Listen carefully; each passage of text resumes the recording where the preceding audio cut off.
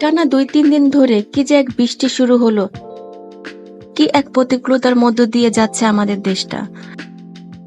আমাদের দেশটা থেকে দুর্যোগ যেমন যাচ্ছেই না, কবে যে স্বাভাবিক হবে আল্লাহই ভালো জানেন। আমাদের দেশের মানুষগুলো যে যেখানে যে অবস্থায় আছেন, সব অবস্থায় জানে মহান রাব্বুল আলামিন তাদেরকে ভালো রাখেন। আমরা সবার জন্য কিছু করতে পারি আর না পারি, অন্তত দূর থেকে একটু দোয়া তো করতে পারি। এই বৃষ্টি দেখে আমার বাচ্চাগুলো আবদার করলো তারা খিচুড়ি খাবে। এই রাতে তাদেরকে তৈরি করে দিতে হবে।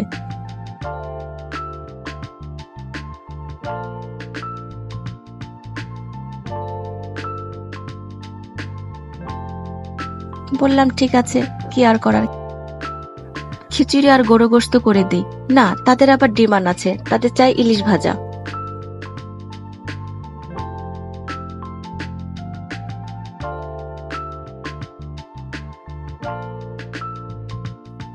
আমার ফ্রিজটা খুলে তন্ন তন্ন করে কোথাও একটি ইলিশ খুঁজে পেলাম না। কি করব, না করে দিলে বাচ্চারা মন খারাপ করে। বাজারে গিয়ে আমি পেলাম ছোট ছোট ইলিশ। কিছুই করার নেই, সেখান থেকে এক হালি ইলিশ নিয়ে চলে এলাম।